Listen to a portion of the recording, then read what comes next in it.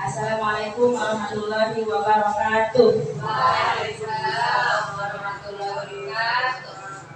Alhamdulillah nahmaduhu wa nastaghfiruhu wa na'udzu billahi min shururi anfusina wa min sayyiati a'malina.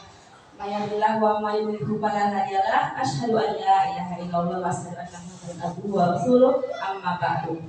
Puji syukur pada kita panjatkan kehadirat Allah Subhanahu wa taala yang telah berikan kita begitu banyak nikmat di antaranya kesempatan hari ini kita berkumpul di ruangan yang berbahagia ini.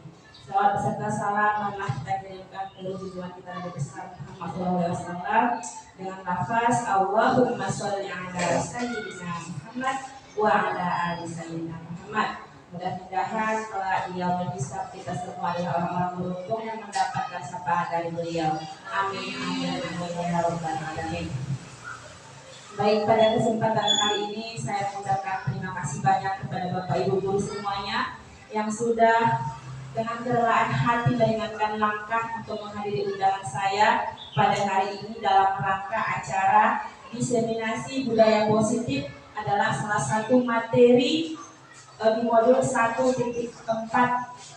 dalam pendidikan guru penggerak yang sedang saya jalani. Di sini saya akan menyebarkan pemahaman ataupun materi yang sudah saya dapatkan di pendidikan guru penggerak yang sedang saya jalani ini, yaitu mengenai budaya positif.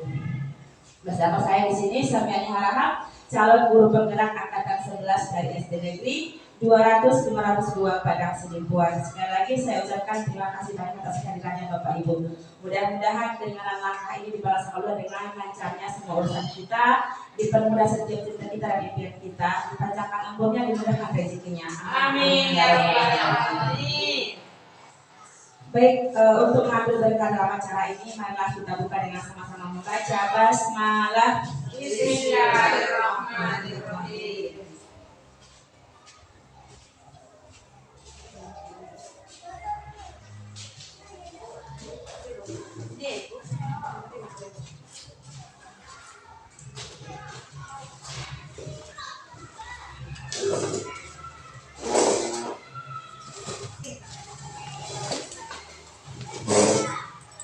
Baik, kita lanjutkan kembali Bapak Ibu. Kembali saya ulang lagi, di sini kita akan sama-sama mengingat kembali materi budaya positif. Sebelumnya, ya sama-sama kita senyum selama 10 detik dulu. Karena senyum itu menurut sebuah penelitian bisa meregangkan kembali otot kita, agar kita kembali merasa ceria, tidak tegang lagi. Mari senyum selama 10 detik. Oke, terima kasih senyumnya, senyum yang manis di pagi hari ini. Di sini ada 8 poin yang akan kita bahas bersama. Saya berdiri di sini bukan berarti saya lebih tahu. Tidak ada guna yang saya mengajari ikan berenang atau mengajari tupai untuk memanjat. Tentunya Bapak Ibu guru sekalian sedang lebih pandai dari saya. Saya di sini hanya sebagai mediator untuk kita mengadakan diskusi pada pagi hari ini. Di sini ada 7 poin yang mau kita bahas. Yang pertama disiplin positif, yang kedua nilai kebajikan, ketiga motivasi perilaku manusia, keempat keyakinan kelas, yang kelima kebutuhan dasar manusia, yang keenam posisi kontrol guru, dan yang terakhir nanti adalah segitiga restitusi. Inilah 7 materi yang akan kita bahas pada pagi hari ini. Baik, langsung saja disiplin positif. Mengenai disiplin positif, apa kira-kira yang terlintas di benak Bapak Ibu? Apa itu disiplin? Kira-kira ada yang mau memberikan pendapat sekitar apa yang kita bicarakan? Ya Ibu Susi? Tepat waktu, benar sekali. Bicara dengan disiplin berarti kita bicara tentang tepat waktu, seperti itu. Nah, disiplin positif itu adalah suatu cara penerapan disiplin yang mengajarkan anak bertanggung jawab dan menumbuhkan kesadaran diri berdasarkan nilai-nilai kebajikan. Poin pentingnya adalah menumbuhkan kesadaran diri, bukan karena paksaan, bukan karena hukuman, ataupun bukan karena ada reward atau hadiah yang diberikan oleh gurunya. Nah, kemudian di sana ada nilai kebajikan. Yang nilai kebajikan universal yang sudah kita akui sama-sama. Contohnya apa? Misalnya tadi disiplin, terus apalagi bertanggung jawab. Kalau di kelas, kira-kira apa Bapak Ibu nilai kebajikan yang sudah kita buat di kelas, yang kita sepakati bersama? Ada yang memberikan pendapat Bapak Ibu? Contohnya tertib di kelas seperti itu. Nilai-nilai kebajikan yang kita akui di kelas harus dilakukan oleh murid kita. Contohnya ada yang dari Bapak Ibu bisa kita sharing di sini. Iya, tidak berkata kasar. Betul sekali. Nah, ini adalah nilai kebajikan menurut profil pelajar Pancasila. Ini sudah kita ketahui bersama dan sudah menjadi tolak ukur untuk siswa kita di sini. Yang pertama, beriman dan bertakwa kepada Tuhan Yang Maha Esa dan berakhlak mulia. Yang kedua, mandiri. Yang ketiga, bernalar kritis. Keempat, berkebinekaan global. Yang kelima, bergotong royong. Dan yang keenam, kreatif. Sedangkan menurut 9 pilar karakter Indonesian Heritage Foundation atau IHF menyebutkan ada 9 nilai kebajikan yang perlu ada untuk murid. Yang pertama yaitu cinta Tuhan dan segenap ciptaannya. Yang kedua, kemandirian dan tanggung jawab. Yang ketiga, kejujuran atau amanah, diplomatis. Yang keempat, hormat dan santun. Yang kelima, dermawan, suka menolong dan gotong royong. Selanjutnya, percaya diri, kreatif dan bekerja keras. Berikutnya, kepemimpinan dan keadilan. Seterusnya, baik dan rendah hati. Dan terakhir, toleransi, kedamaian dan juga kesatuan. Sebelumnya ya kita simak sama-sama video berikut ini. Setelah ini kita boleh diskusi apa makna dari video ini dan apa pembelajaran yang bisa kita ambil.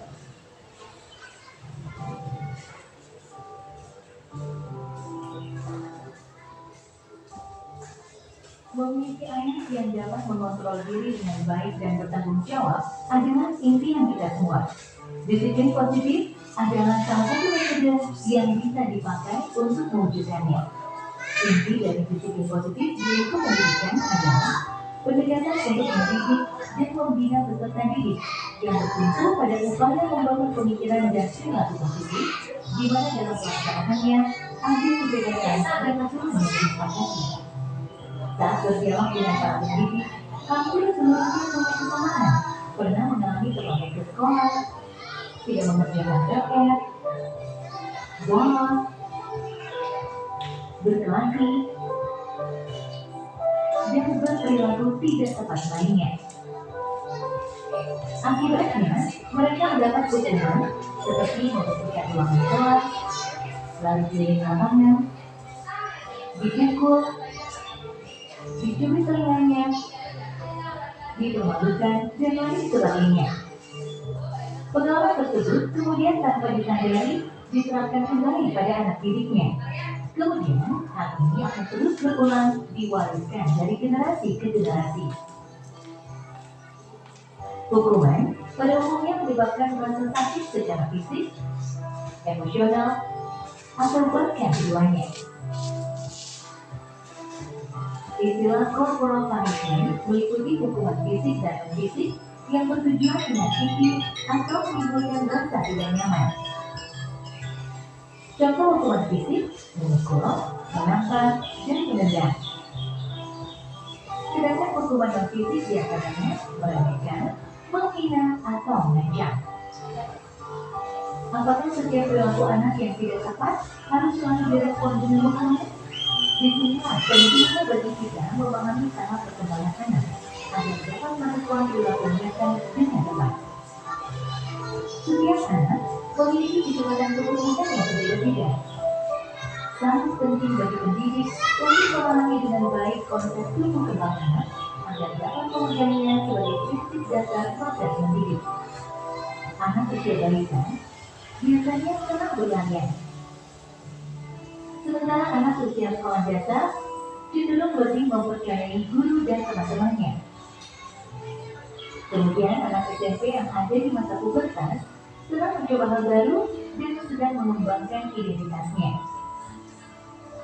Apa yang dilihat dan didengar secara terus-menerus akan menjadi keyakinan baru mereka dan sekaligus membentuk ekspresi serta perilakunya.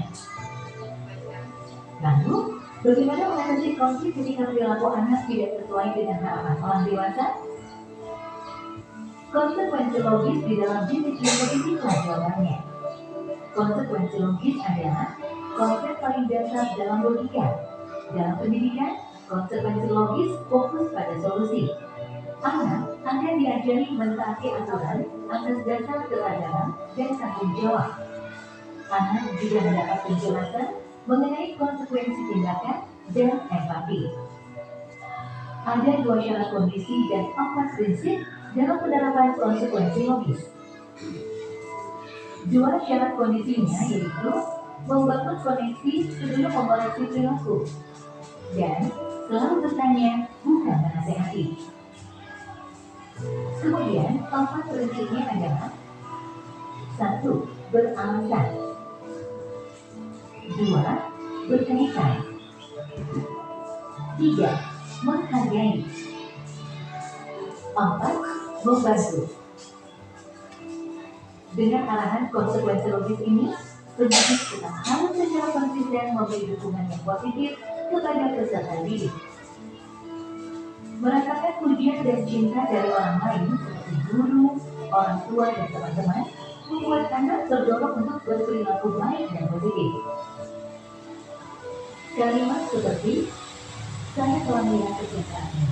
Saya percaya bahwa kamu dapat melakukan yang lebih baik ke depannya. Semangat seperti itu tentu akan sangat berarti bagi mereka.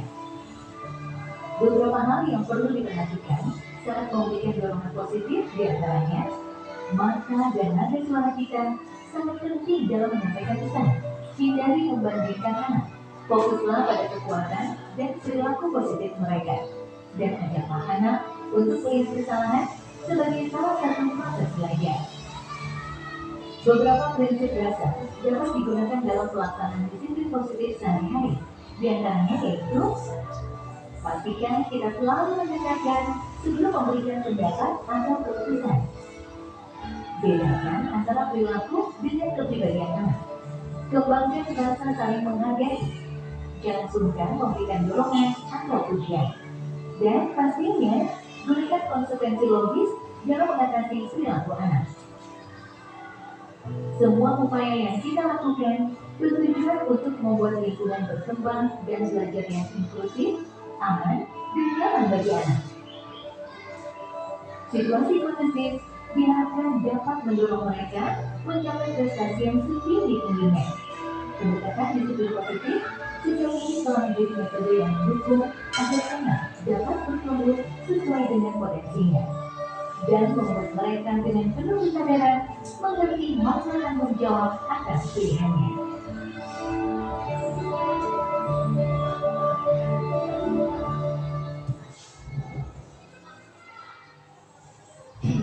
Baik, Bapak Ibu, itu tadi video sekilas ya. Kira-kira di kelas kita apa yang sering terjadi berdasarkan video tadi? Apakah sering terlambat? Ada Bapak Ibu? Tentu ada ya. Kemudian ada yang berkelahi. Apalagi selain itu Bapak Ibu? Ada yang memberikan pendapat?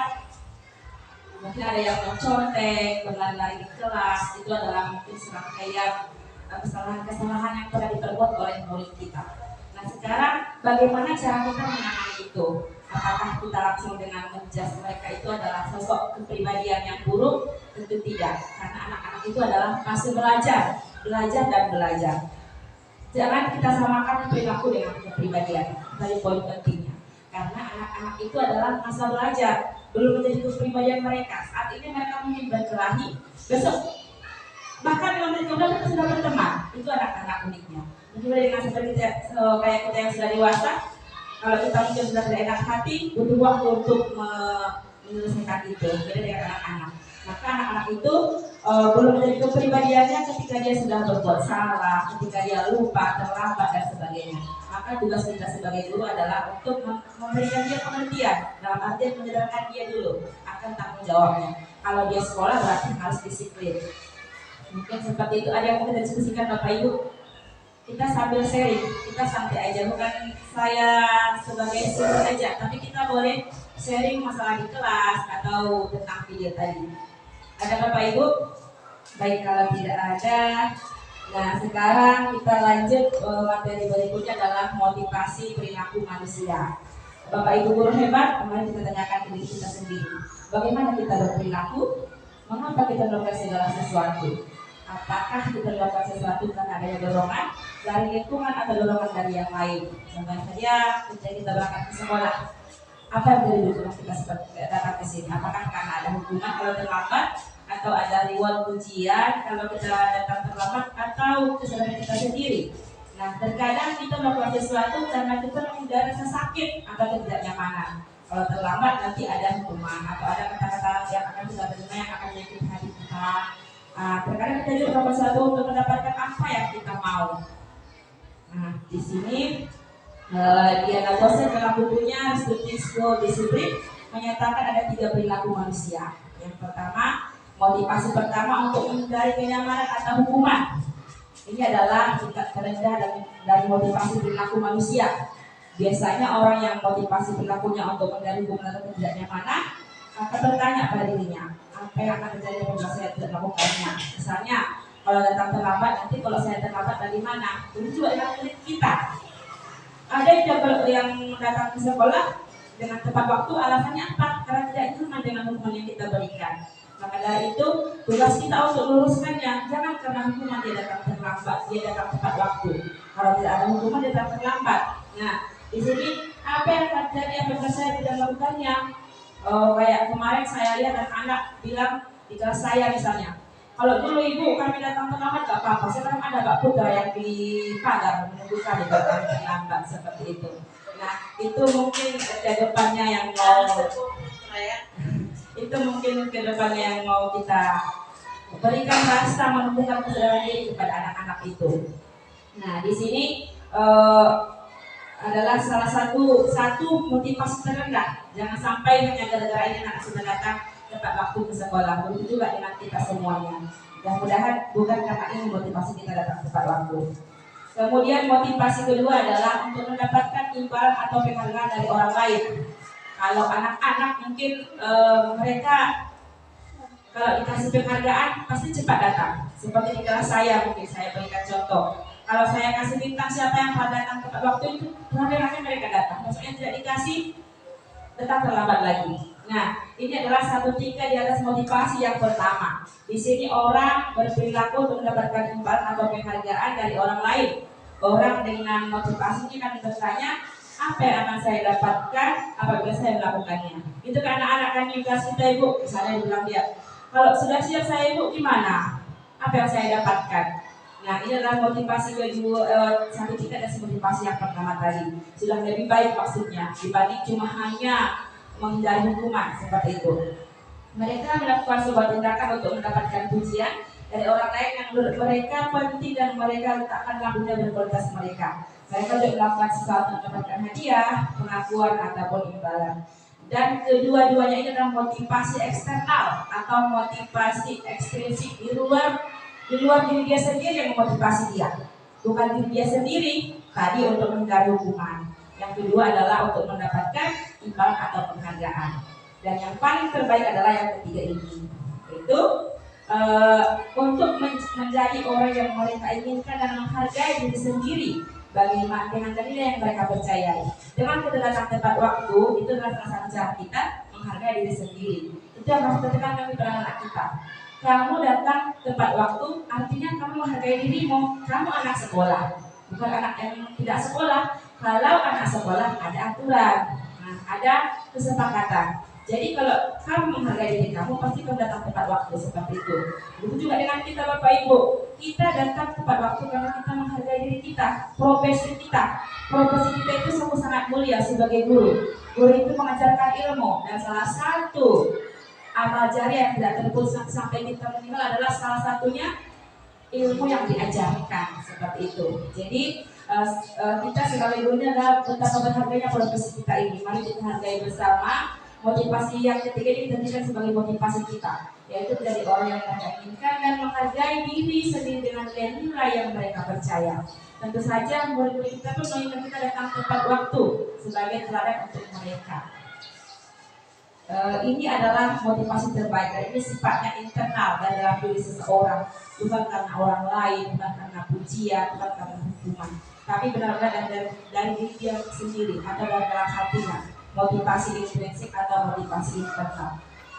Sampai sini ada yang mau kita diskusikan Bapak Ibu? Ayo. Oke, Ibu. Jadi kelas kami kan Bu, siapa yang lebih dulu selesai mengerjakan pekerjaan itu, saya kasih permen. Nah, itu namanya motivasi apa tadi namanya? Oke, motivasi itu sebagai pemberian penghargaan atau imbalan jasa ya. Iya Bu, saya rasa kalau untuk kelas 1 yang mana itu adalah tahap operasional konkret, mereka itu kalau tidak dikasih hadiah susah kan Bu ya? Tidak, motivasi internalnya belum muncul. Fase ini memang di kelas rendah terutama. Memang seperti yang Ibu kelas 1 bilang tadi itu sudah tepat. Memang harus ada penghargaan, harus ada motivasi dulu dari orang lain baru muncul dari dirinya. Itu langkah awal kita untuk membangun motivasi bagi diri mereka. Dan kita tidak mungkin serta-merta membangun motivasi internal, harus ada tahapannya. Eksternal dulu, kayak tadi kasih dulu dia apa tadi, hadiah, imbalan. Dan lama-lama akan menjadi kebiasaan untuk dia hingga muncul motivasi internalnya. Dia akan merasakan nikmatnya ketika dia siap tepat waktu, tidak dikejar-kejar waktu. Nanti istirahatlah, kenapa istirahat, atau jadi PR nanti seperti itu. Lama-lama itu akan menjadi motivasi internal untuk diri dia sendiri. Ada lagi Bapak Ibu yang perlu kita diskusikan? Ya, baik, kalau tidak intermezzo, kita tonton video berikut ini dulu. Barangkali ada hikmah yang bisa kita petik bersama dari video ini.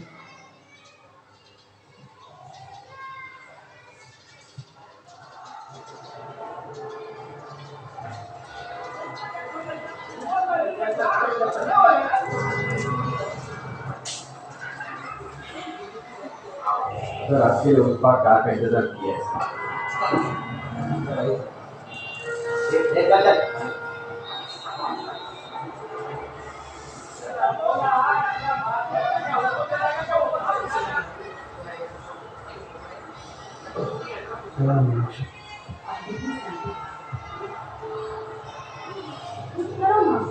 Emang jadi tahu kan?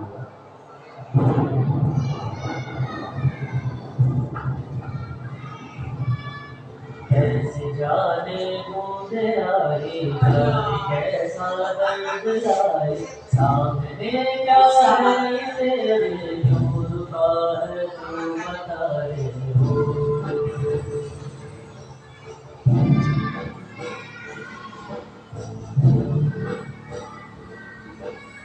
और तुझको पार देगा और होगा वो मसीहा से तू ढूंढता है वो ही है तू वही है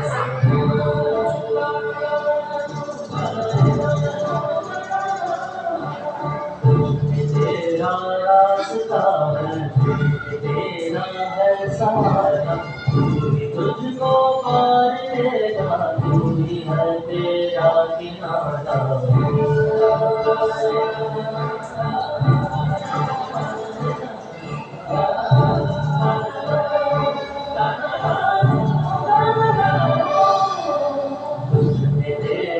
रास्ता है तेरा है सहारा तू ही तुझको पार देगा तू ही है तेरा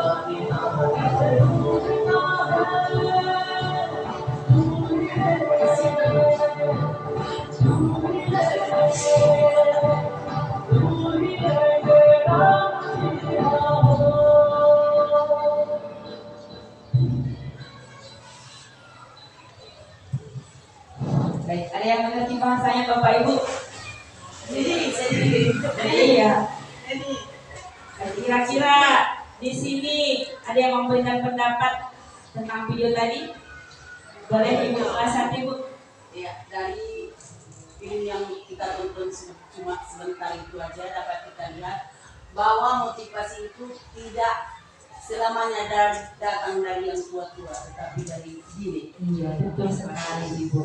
Kita lihat tadi, kebetulan video kelas 1. Iya, benar sekali. Dari video tadi kita lihat ada sebuah pohon besar yang tumbang menghalangi jalan. Orang-orang sudah mau lewat tidak bisa. Tapi siapa yang tergerak hati? Iya, benar sekali Ibu Lisa. Di situ siapa yang pertama kali berinisiatif mengangkat pohon tadi? Dia seorang anak kecil. Yang kalau kita pikir apakah mungkin tangan kecilnya bisa mengangkat pohon itu? Tidak mungkin kan Bapak Ibu. Tapi motivasi dirinya luar biasa. Saya bisa. Itu yang dia pikirkan saat itu mungkin kalau kita bisa baca pikirannya. Dia mendorong semua orang. Iya, benar sekali. Dia sebagai pionir, dia sebagai orang yang memulai. Tapi dengan orang lain, dia masih mungkin kita sendiri kalau bisa kita temui seperti itu di jalanan, ada anak kecil pasti kita tergerak. Ya kan Bapak Ibu? Betul. Kalau tidak tergerak, mungkin itu sudah luar biasa. Seorang anak kecil saja peduli dengan jalan. Bagaimana dengan kita orang dewasa seperti itu? Dia seorang yang mungkin tidak berharga di lingkungannya, tetapi dengan tenaganya, dengan pikirannya, dia berharga dengan lingkungannya seperti itu. Maka dari itu, mari kita bangun motivasi diri kita sendiri. Kita bisa, kita berjuang, kita akan sukses di suatu saat nanti. Baik. Terima kasih Bapak Ibu, kita lanjut berikutnya. Atau ada lagi yang mau kita diskusikan Bapak Ibu? Dari Ibu Kepala mungkin ada Ibu? Oke, baik, terima kasih Ibu. Bapak Ibu guru yang lain juga tidak ada lagi? Baik, terima kasih Bapak Ibu. Semoga dengan video tadi kita terinspirasi menjadi orang yang membuka jalan untuk orang lain seperti itu. Baik. Nah, di sini kita lanjut materi berikutnya adalah keyakinan sekolah atau kelas. Mengapa keyakinan kelas? Mengapa tidak peraturan kelas saja? Bapak Ibu ada yang sudah membuat keyakinan kelas di kelasnya? Belum mungkin ya, karena baru tahu mungkin ya dengan keyakinan kelas. Selama ini pun kita dengan peraturan kelas gitu. Saya juga mendapatkan ini setelah mengikuti pendidikan guru peraturan. Nah, sebenarnya kedua-duanya ini bagus, tapi ada yang lebih bagus. Kenapa? Nah, di sini peraturan kelas yang ditetapkan itu secara sepihak atau hanya searah. Cenderung guru yang membuat, bukan murid. Ya kan Bapak Ibu? Atau misalnya peraturan sekolah, berarti sebelum-sebelumnya sudah ada, bukan hasil kesepakatan. Nah, di sini kalau dia peraturan kelas itu ditetapkan secara sepihak saja atau hanya searah, tanpa melibatkan sesuai dalam proses peraturan tersebut. Misalnya, peraturan kelas yang pertama tidak boleh ribut, apalagi Bapak Ibu biasanya di kelas kita. Tidak boleh lari-lari. Oh, tidak boleh lari-lari, benar. Atau harus piket tadi kata Ibu Kepala, atau datang tepat waktu, seperti itu. Itu siapa yang membuat? Cenderung gurunya. Ada nggak kita diskusikan dengan murid? Nah, itu tidak kita lakukan. Maka di sini kenapa keyakinan kelas? Karena keyakinan kelas itu disusun oleh semua pihak. Siswa dilibatkan dalam penyusunan keyakinan kelas. Kalau kita membuat keyakinan kelas itu siswa kita dilibatkan. Seperti kita kemarin membuat visi di sini. Coba tanyakan ke murid-murid kita, seperti apa kelas impian kalian? Apakah kelas yang ribut yang mau kalian inginkan? Seperti itu. Tanyakan dulu kepada mereka, apa sebenarnya tujuan mereka datang ke sekolah ini? Apakah dengan kondisi sekolah yang ribut, kotor, mereka nyaman? Tentu tidak jawaban mereka. Itulah dia pentingnya keyakinan kelas. Kalau keyakinan kelas itu kita semua bekerja sama dalam satu ruangan, tentu keluarga di kelas itu. Jadi kita kerjasama seperti itu. Nah, di sini cara merumuskan keyakinan kelas oleh guru itu yang pertama, seperti yang saya sampaikan, kita tanyakan dulu ke siswa kita, seperti apa kelas impian kamu?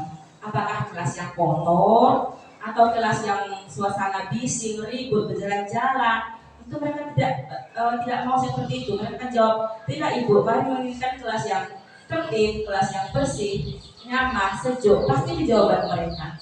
Nah, dari situ kita meminta siswa untuk menuliskan keyakinannya.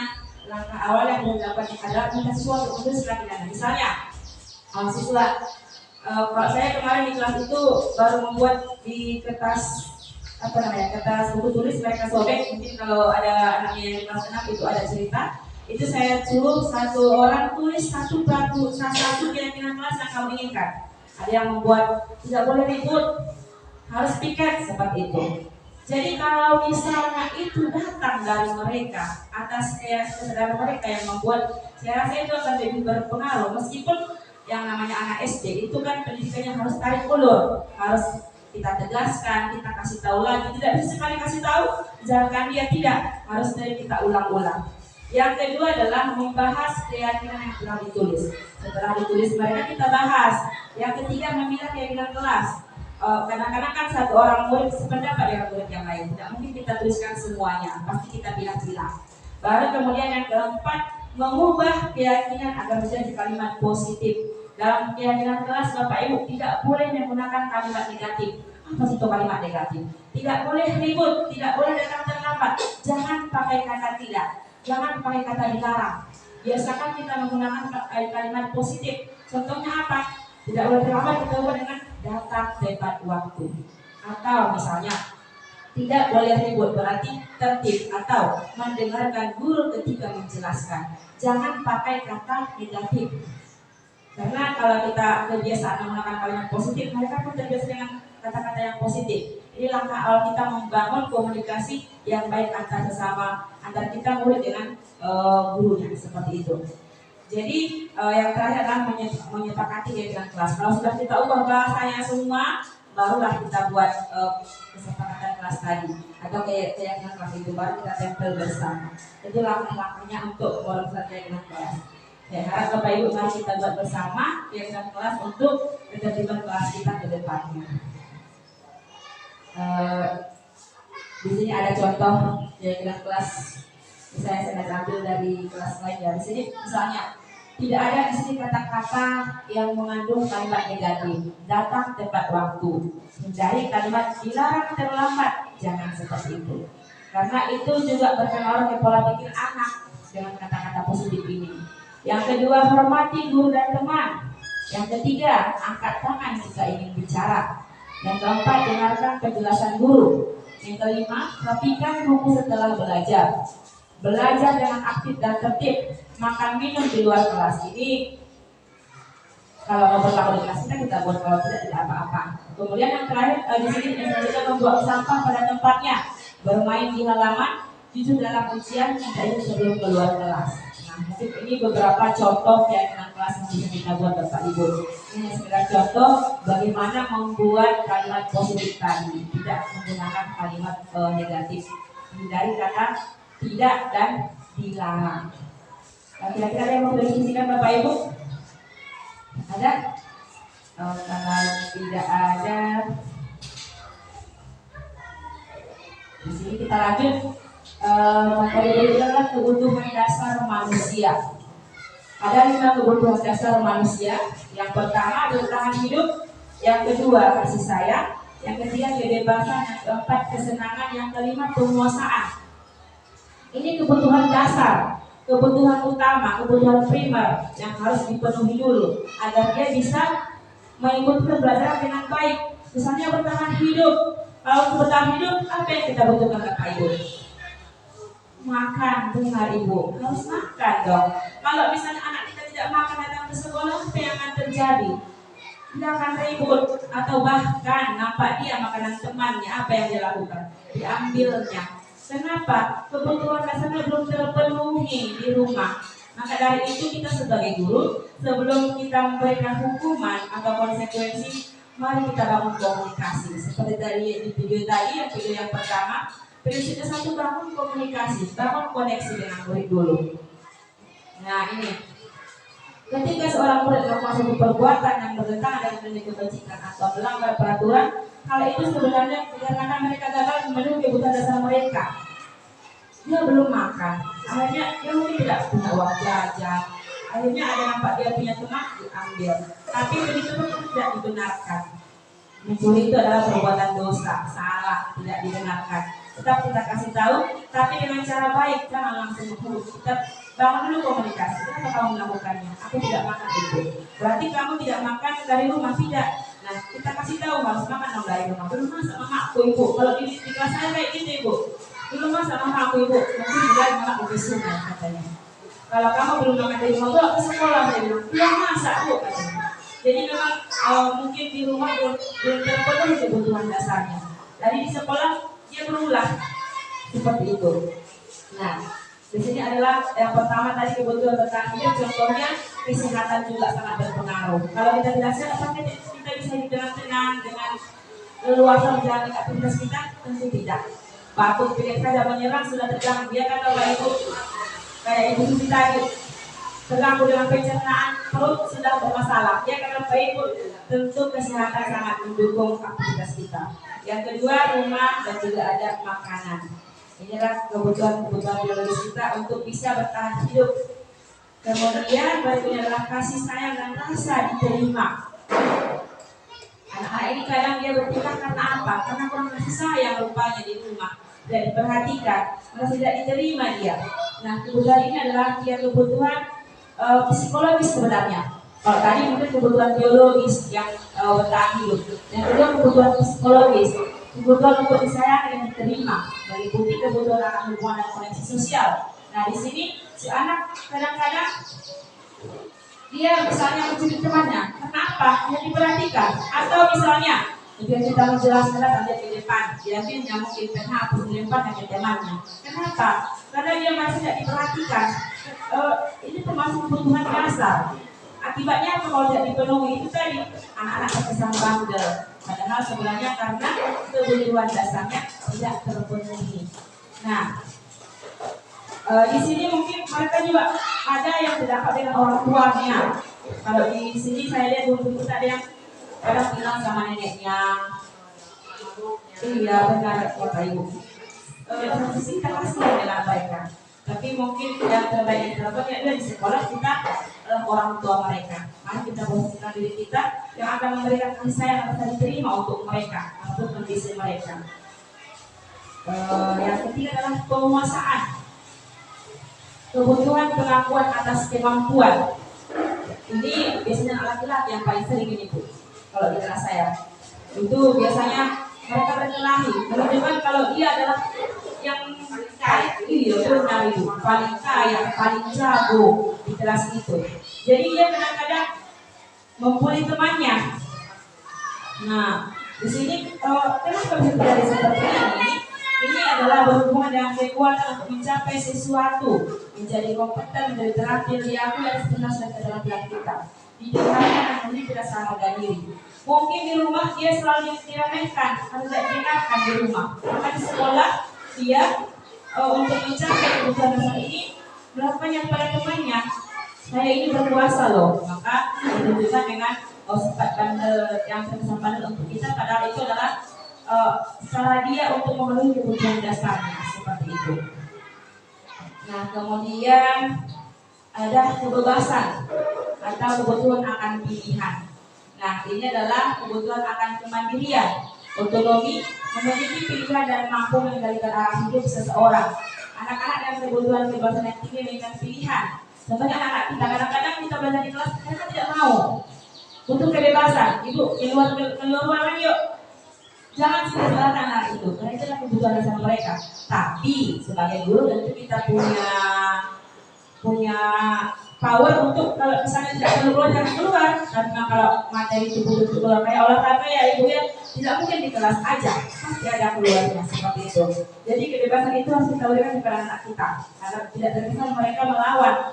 Kalau kebutuhan dasar mereka terpenuhi, insya Allah mereka pun akan sejalan dengan kita, mengikuti setiap kesepakatan yang sudah kita buat seperti itu. Nah, dan yang terakhir adalah kesenangan. Kebutuhan untuk merasa senang. Ini adalah kebutuhan kesenangan, bermain dan tertawa. Bayangkan hidup tanpa kenikmatan apapun, kayak hambar ya Bapak Ibu. Nah, betapa membuktikan kalau kita tidak dapat merasakan kenikmatan apapun dari makanan, dari teman-teman, dari lingkungan, dari kalau anak-anak yang tidak bermain, tidak mungkin. Karena ini mereka adalah dunia bermain. Maka kita kasih ruang untuk mereka untuk bermain. Nah, karena ini salah satu dari kebutuhan dasar anak-anak kita seperti itu. Baik, Bapak Ibu, ada mungkin yang mau didiskusikan sampai di sini? Tidak, kalau tidak, nah ini ada materi ada posisi kontrol guru. Ini adalah 5 posisi kontrol guru. Posisi kita ketika menghadapi anak-anak yang bermasalah ini maksudnya Bapak Ibu. Yang pertama adalah sebagai penghubung, yang kedua sebagai pembuat rasa bersalah, yang ketiga sebagai teman, yang keempat sebagai pemantau, dan yang kelima sebagai manajer. Gimana posisi terbaik di sini Bapak Ibu? Posisi manajer. Kita lihat satu persatu. Ini kita tonton bersama video posisi kontrol dulu.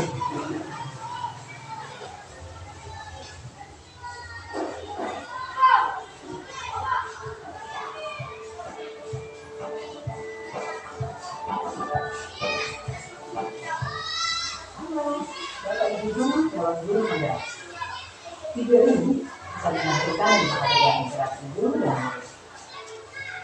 Silakan menonton dan merefleksikannya.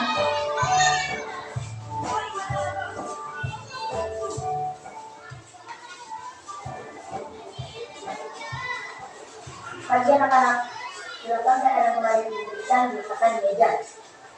Anton, kamu sudah mengerjakan belum? Belum ya, Bu. Kamu selalu ya nggak ngerjain PR. Sekarang kamu duduk di depan, lalu tulis. Saya berjanji tidak akan mengulangi lagi. Saya berjanji akan berusaha menjadi murid yang rajin belajar sampai pelajaran saya selesai.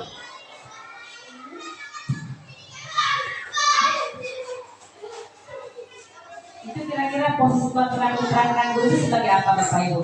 Ini sebagai penghukum, pembuat rasa bersalah, teman, pemantau, manajer. Kira-kira yang pertama tadi sebagai apa? Benar sekali, penghukum. Terus seorang guru yang posisikan diri sebagai penghukum. Nanti kita ambil kesimpulannya bersama, kita lanjut dulu yang kedua.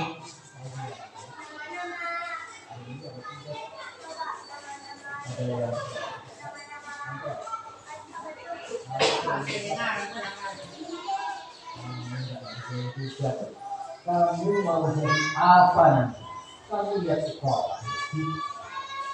Coba bayangkan orang tua betapa kecewanya sama kamu. Kamu itu sudah kelas 5. Harusnya bertanggung jawab sama dirimu sendiri.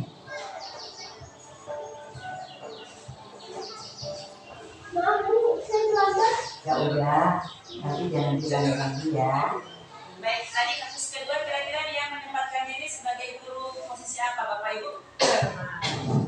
Sebagai dia bilang seperti ini, bayangkan Bapak Ibu di rumah bagaimana membuat rasa bersalah, yang munculkan rasa bersalah ke anak-anak tadi. Jadi kita lanjut, ini mungkin posisi teman.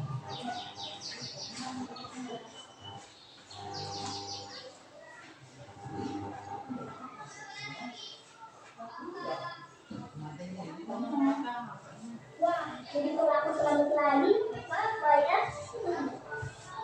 Kedengaran dari Bapak Ibu? Kita ulang sedikit.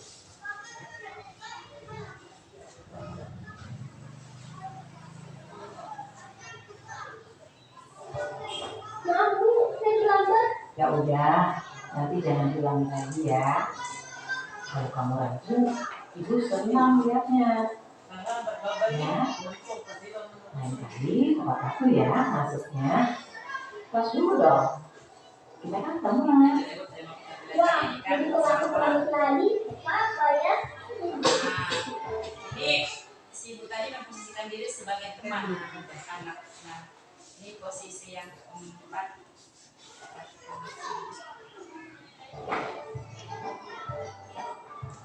Kamu kok nggak pakai baju olahraga? Bapak catat kamu sudah 3 kali loh nggak ikut olahraga bulan ini. Ya Pak, 3 kali berarti saya dapat sanksi Pak. Dan yang keempat tadi sebagai pemantau. Sudah dipantau sebelumnya berapa kali tidak pakai baju olahraga, apa yang makanya saat olahraga.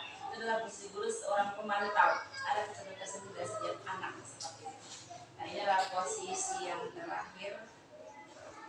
Ini Bu, saya mengumpulin tugas. Maaf ya Bu, saya terlambat mengumpulin tugas. Kenapa kamu terlambat mengumpulkan tugas?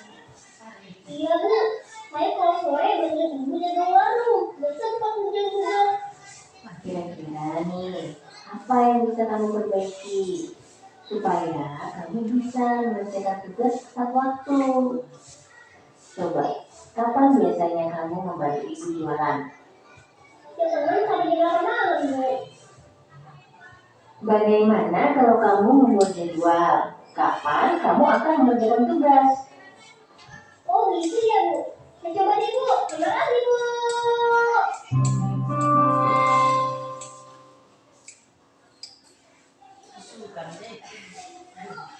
Itu tadi ya Bapak Ibu, ada 5 posisi kontrol guru dalam menghadapi masalah anak. Yang pertama tadi sebagai penghukum, yang kedua sebagai membuat rasa bersalah, yang ketiga sebagai teman, keempat sebagai pemantau, dan yang kelima sebagai manajer. Nah, di sini sebagai penghukum biasanya menggunakan hukum fisik maupun verbal. Orang-orang yang menggunakan posisi penghukum senantiasa mengatakan bahwa sekolah memerlukan sistem atau orang yang dapat menekan murid lebih dalam lagi. Guru-guru yang menggunakan posisi penghukum akan berkata kepada muridnya, patuhi aturan saya atau awas. Mungkin saya sendiri pernah melakukan dengan anak-anak saya di kelas. Dan ini bukan berarti kita langsung dari manajer, tidak. Tentu akan berjenjang lagi nanti. Nah, kamu selalu saja salah, selalu saya selesai. Itu kadang-kadang ada anak yang dia terus yang terlambat atau dia terus yang mengerjakan PR. Ya kan Bapak Ibu, kita pun mungkin jadinya memposisikannya sebagai penghukum. Nah, kemudian yang kedua membuat merasa bersalah. Di sini mungkin kata-kata yang sering dipakai itu, ibu sangat kecewa sekali dengan kamu. Berapa kali Bapak harus memberitahu kamu ya? Itu membuat dia merasa bersalah. Gimana coba kalau orang tua kamu tahu kamu berbuat begini? Misalnya seperti itu. Yang ketiga adalah sebagai teman. Di sini memposisikan diri sebagai teman dengan berkata misalnya, ayo bantulah demi Bapak ya. Ayo ingat tidak bantuan Bapak selama ini. Atau misalnya, ya sudah, kali tidak apa-apa nanti ibu bantu bereskan. Itulah posisi yang dilakukan seorang guru yang memposisikan dirinya sebagai seorang teman untuk murid. Yang keempat itu pemantau. Memantau berarti mengawasi. Pada saat kita mengawasi, kita bertanggung jawab atas perilaku orang yang kita awasi. Jadi biasanya dilakukan seorang pemantau itu pertanyaannya peraturannya apa? Misalnya tidak bawa botol olahraga tadi. Jadi peraturannya apa? Seperti itu. Kemudian apa yang telah kamu lakukan? Apa sanksi atau konsekuensinya yang kita sepakati? Seperti itu. Jadi ini adalah sebagai pemantau. Dan berikutnya adalah manajer. Ini adalah manajer posisi terbaik untuk seorang guru. Seorang guru itu akan mempersilahkan muridnya bertanggungjawabkan perilakunya, mendukung agar dapat menemukan solusi atas permasalahannya sendiri. Seorang manajer telah memiliki keterampilan di posisi teman maupun pemantau. Dan dengan demikian bisa dari waktu tertentu kembali kepada kedua posisi tersebut yang diperlukan. Jadi nggak serta-merta semua masalah kita selesaikan dengan cara kita sebagai manajer, tidak. Waktu juga harus dari teman, sebagai pemantau seperti itu. Nah, namun maka kita perlu mengacu juga kepada institusi yang akan kita sebagai manajer sebagai dirinya sendiri. Kalau kita sebagai manajer di sini Bapak Ibu itu kita cenderung mengarahkan anak untuk sadar. Misalnya ada anak yang terlambat, kita tanyakan apa alasannya kenapa terlambat. Kemudian kita tanyakan kembali ke dia, kira-kira bagaimana caranya agar kamu tidak terlambat seperti itu, agar muncul motivasi internal dari dirinya, motivasi intrinsik dari dirinya seperti itu. Nah, di sini tugas seorang manajer bukan untuk mengatur perilaku seseorang. Di sini kita membimbing murid untuk dapat mengatur dirinya. Seorang manajer bukannya memisahkan diri dari kelompoknya, tetapi mengembalikan murid ke kelompoknya dengan lebih baik dan kuat.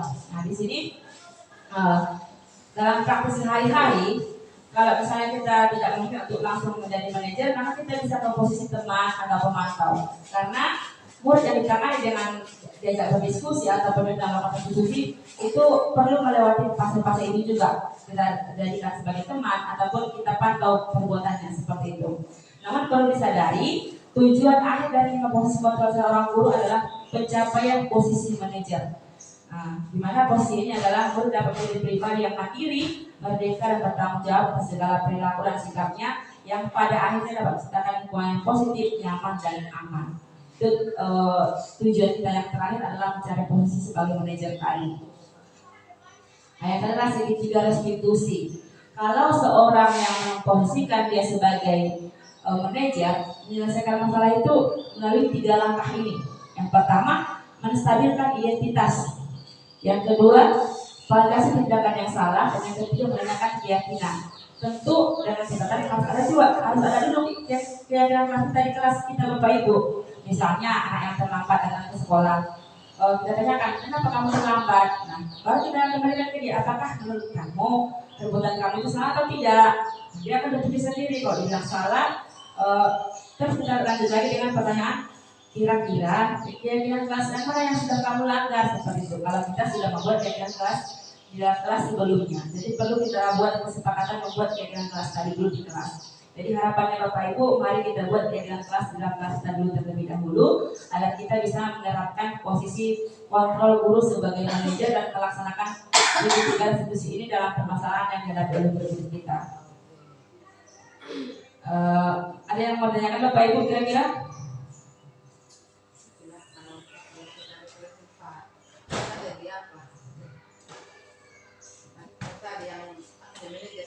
Iya, Ibu.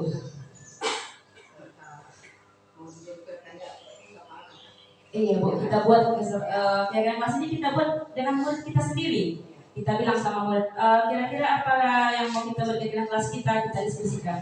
Baru kita menjadi kalimat positif, baru kita tempelkan bersama di diri kita seperti itu. Iya, seperti itu Bapak Ibu. Mereka yang kita ajak membuatnya, jangan dari kita semuanya. Kalau dari kita semua itu kan peraturan Ibu, bukan peraturan kami. Tapi kalau mereka yang kita ajak membuatnya, dari mereka datangnya seperti itu. Iya, benar Ibu. Jadi itu dua arah, bukan cuma sepihak yang membuatnya seperti itu. Kira-kira yang perlu kita diskusikan lagi Bapak Ibu? Ada lagi yang lain kira-kira?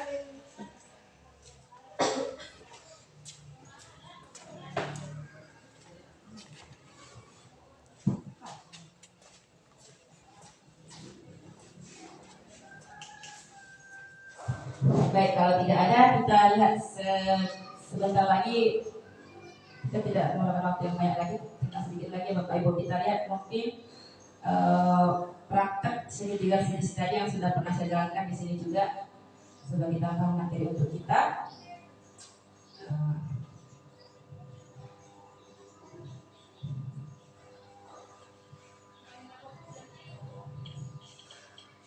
Ini kemarin saya praktekkan ke murid kita yang sering terlambat.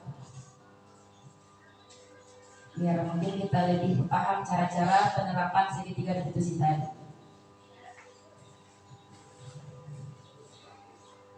Assalamualaikum warahmatullahi wabarakatuh. Salam dan bahagia.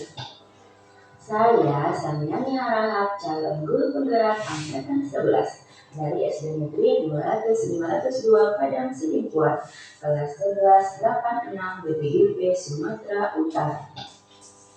Fasilitator saya adalah Kita langsung aja ke materinya ya Bapak Ibu. dengan pertanyaan bermakna untuk memunculkan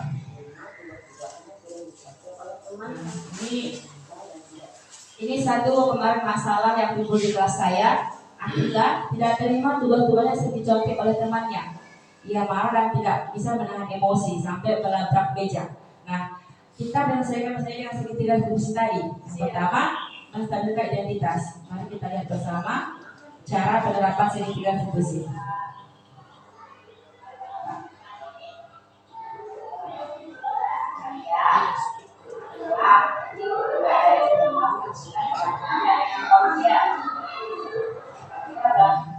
Yang pertama kita stabilkan identitas dulu. Artinya apa?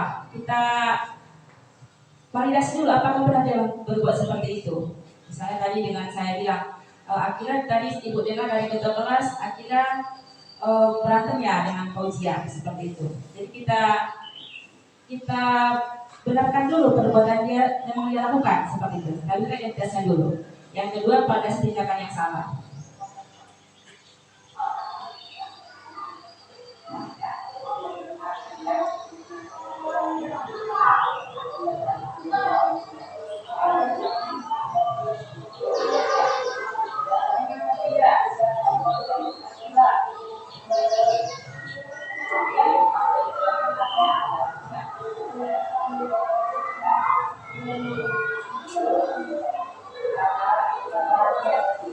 Oke, itu tadi tahap untuk validasi tindakan yang salah. Tanyakan ke dia. Menurut Akila kira-kira dengan marah-marah memukul meja itu perbuatan yang baik atau tidak? Dia menjawab tidak Ibu. Berarti dia sudah mengakui kesalahan dia. Kemudian kita tanyakan keyakinannya yang terakhir. Segitiga restitusi 3 langkah. Yang pertama, stabilkan identitas. Yang kedua, validasi tindakan yang salah. Bilang ke dia apakah perbuatan dia salah atau tidak, kembalikan ke dia. Nanti itu akan timbul motivasi intrinsik untuk tidak mengulang lagi seperti itu. Yang ketiga, menanyakan keyakinan.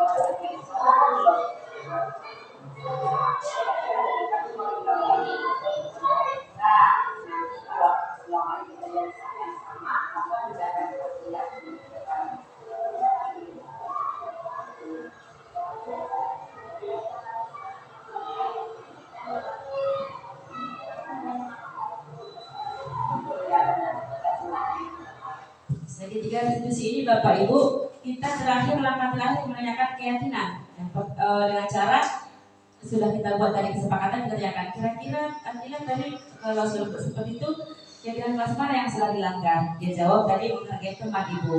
Nah jadi kita kembalikan lagi ke depannya bagaimana kalau terulang kejadian yang sama. Biar dia introspeksi sendiri. Dia bilang tadi, saya tidak akan mengukur meja lagi Bu, tapi akan saya laporkan ke guru yang bersangkutan siapa yang masuk di kelas. Mungkin itu contohnya. Berikutnya satu lagi, mungkin ini kasus yang terlambat.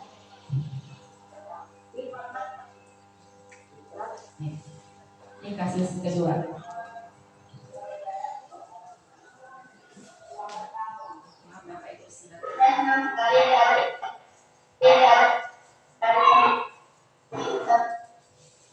Fitra sering datang terlambat sehingga Fitra banyak ketinggalan.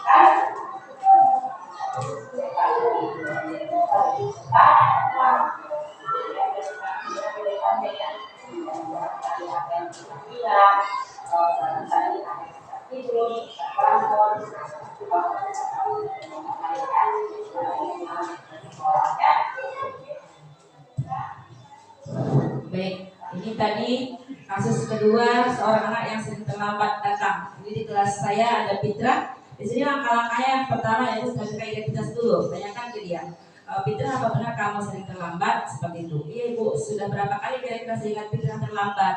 Dia jawab 5 kali. Itu kita standar identitas. Mengakui dulu dia terlambat betul atau tidak. Dia akui iya Ibu sudah. Kemudian pada tindakan yang salah yang kedua tadi. Kira-kira Fitra terlambat itu adalah perbuatan salah atau benar? Seperti itu. Pasti dia katakan salah. Nah, kira-kira apa penyebab Fitra terlambat datang ke sekolah? Seperti itu. Kita lakukan pada tindakan yang salah.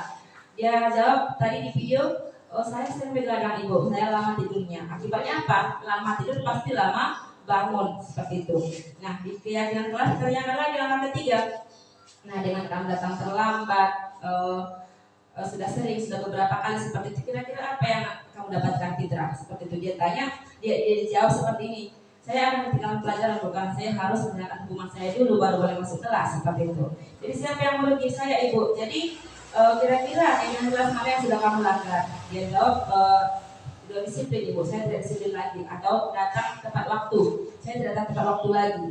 Kemudian kita kembalikan ke dia, kira-kira setelah kamu tahu kesalahan kamu begadang, akibatnya kamu terlambat, apa menurut kamu penyelesaian masalah kamu ini?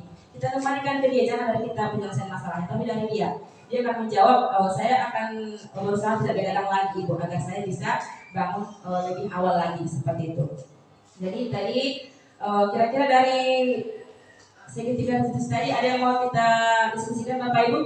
Atau sudah pas? Ada 3 tadi ya Bapak Ibu, langkah-langkah menerapkan segitiga institusi. Yang pertama, menstabilkan identitas. Yang kedua, alias tindakan yang salah. Dan yang terakhir adalah menanyakan keyakinan. Kira-kira ada lagi Bapak Ibu yang kita diskusikan sebelum kita akhir pertemuan kita ini? Cukup Bapak Ibu? Baik. Demikian tadi serangkaian penyampaian materi mengenai budaya positif. Ya Bapak Ibu, ada tadi 7 yang kita bahas. Ada yang masih ingat Bapak Ibu? Yang pertama tadi disiplin positif. Yang kedua adalah nilai-nilai kebajikan universal. Yang ketiga adalah motivasi perilaku manusia. Kemudian yang keempat adalah keyakinan kelas. Iya benar, keyakinan kelas. Dan yang kelima kebutuhan dasar manusia. Yang keenam positif kontrol dulu. Dan yang ketiga tadi segitiga institusi. Saya harap mudah-mudahan materi ini bermanfaat untuk kita semua. Kita bisa menerapkan di kelas kita masing-masing untuk kemajuan pendidikan di sekolah kita khususnya. Sekali lagi saya ucapkan terima kasih banyak atas waktu dan kesempatannya. Mudah-mudahan ilmu yang didapatkan hari bermanfaat untuk kita semua. Dan saya juga mengucapkan terima kasih banyak untuk Ibu Kepala Sekolah sudah memberikan saya ruang untuk berbagi di sini. Mudah-mudahan kedepannya kita lebih kompak, kita bangun bersama sekolah ini agar maju Bapak Ibu. Karena kita satu atap, satu keluarga, jadi kita harus bersatu. Mudah-mudahan kedepannya SD Negeri 200-502 lebih maju dan lebih sukses kedepannya. Amin amin ya rabbal alamin. Tepuk tangan untuk semua Bapak Ibu. Baik, demikian pertemuan kita pada pagi menjelang siang ini. Saya juga terima kasih banyak. Saya dengan salam. Sebelumnya saya ucapkan maaf bila dalam penyampaian saya ada terkesan menggurui, sombong dan sebagainya. Itu di luar batas kesalahan saya. Kepada Allah saya mohon ampun dan kepada semua saya minta maaf. Saya akhiri dengan salam. Assalamualaikum warahmatullahi wabarakatuh.